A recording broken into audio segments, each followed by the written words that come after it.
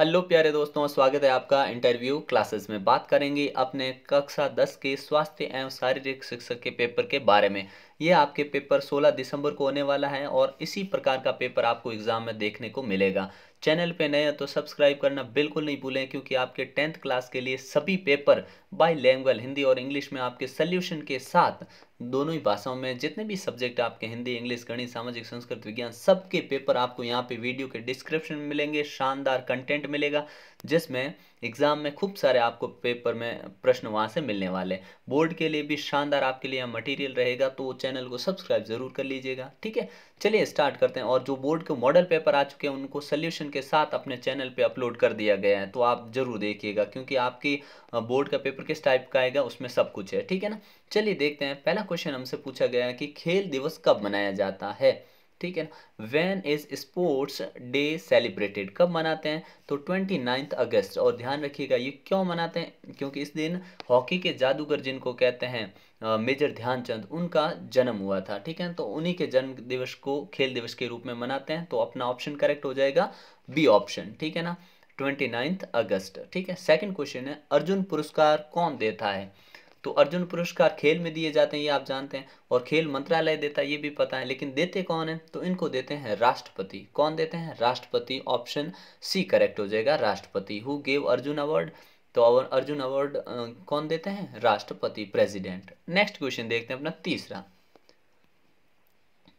Volleyball मैदान की लंबाई और चौड़ाई कितनी होती है? तो देखिए, what is the length and width of a volleyball field, तो कितनी होती है? तो करेक्ट ऑप्शन होगा 18/90। ठीक है ना, 18 इंटू 9 मीटर। ठीक है ना, ये ध्यान रखिएगा, लेंथ 18 और जो उसकी विड्थ होती है, चौड़ाई होती है, 9 मीटर होती है। ठीक है ना, ध्यान रखिएगा, ऑप्शन ए करेक्ट होगा। मलेरिया रोग किससे होता है? व्हाट कॉजेस मलेरिया, तो मलेरिया किससे होता है? तो मलेरिया होता है अपने मादा मच्छरों से होता है, फीमेल मॉस्किटो से होता है। ठीक है ना, मादा एनाफ्लीज मच्छर होता है, उससे मलेरिया होता है। और जो डेंगू होता है वो याद रखिएगा, डेंगू भी आपसे पूछ सकते हैं। ठीक है ना, तो डेंगू किससे होता है आप कमेंट सेक्शन में ज़रूर लिखिएगा। ठीक है ना, मादा एडीज से होता है, चलो बता देते हैं। ठीक है ना, तो डेंगू होता है एडीज मच्छर से, दोनों ही फीमेल होते हैं, मादा होती है। ठीक है ना, ये ध्यान रखिए, और ये अपने ध्यान रखिएगा मादा एनाफ्लीज मच्छर से होता है मलेरिया। ठीक है, अगला क्वेश्चन है अपना कि भारतीय उड़ान सिख के नाम से कौन प्रसिद्ध है, मतलब who is the famous as Indian flying Sikh. तो इंडियन फ्लाइंग सिख है मिल्खा सिंह। ठीक है ना, मिल्खा सिंह। सचिन तेंदुलकर क्रिकेट से, जहीर खान क्रिकेट, विराट कोहली, ये सारे क्रिकेट से, और ये अपने एथलीट हैं। ठीक है ना, धावक। ठीक है, अगला क्वेश्चन है अपना रिकेट्स किस रोग जो है किस विटामिन की कमी से होता है।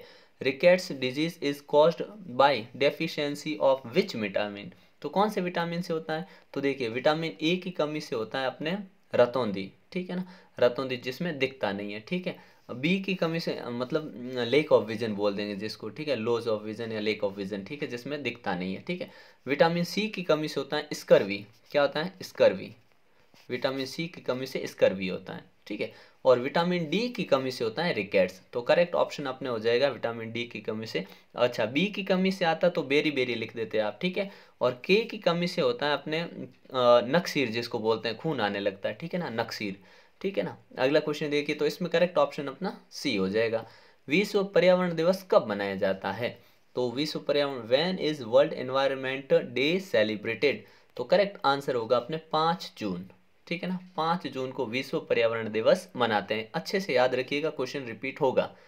फिर है हमारे पर्यावरण को क्या प्रदूषित करता है? व्हाट पॉल्यूट्स आवर एनवायरनमेंट, हमारे एनवायरनमेंट को कौन पॉल्यूट करता है? तो आप जानते हो हमारे एनवायरनमेंट को वायु प्रदूषण, एयर पॉल्यूशन, जल प्रदूषण, वाटर पॉल्यूशन, मृदा प्रदूषण, soil pollution, all of these, उपरोक्त सभी, ये सारे। ठीक है ना, ऑप्शन हो जाएगा डी करेक्ट हो जाएगा।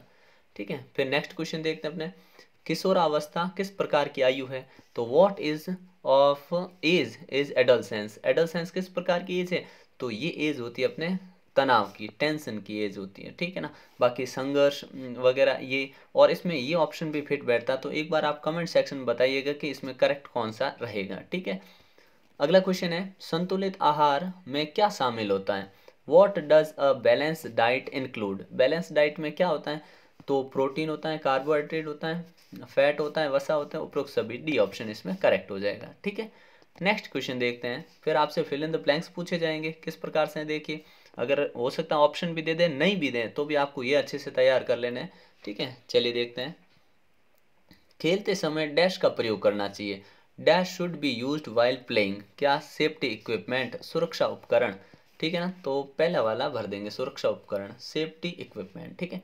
आयरन की कमी से डैश होता है, आयरन की कमी से क्या होता है, तो आयरन की कमी से होता है रक्तहीनता, जिसको कहते हैं एनीमिया।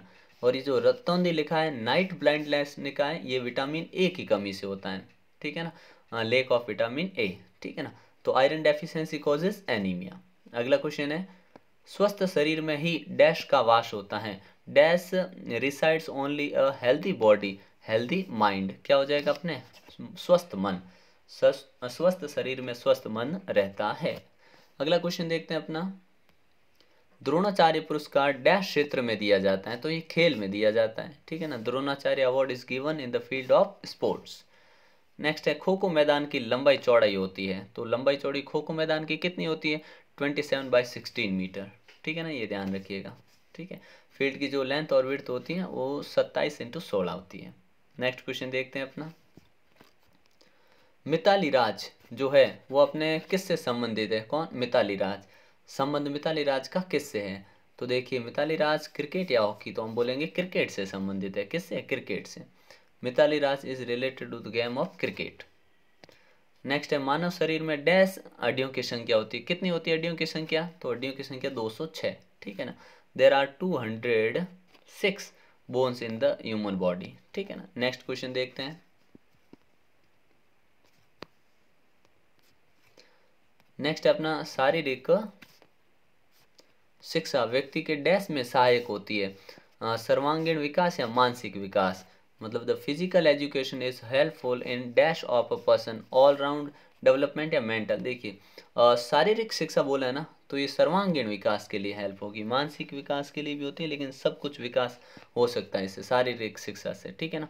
अगला देखते हैं अपना, शारीरिक शिक्षा बालक की डैश एंड डैश में सहायक है, तो वृद्धि और विकास में सहायक है, ठीक है ना।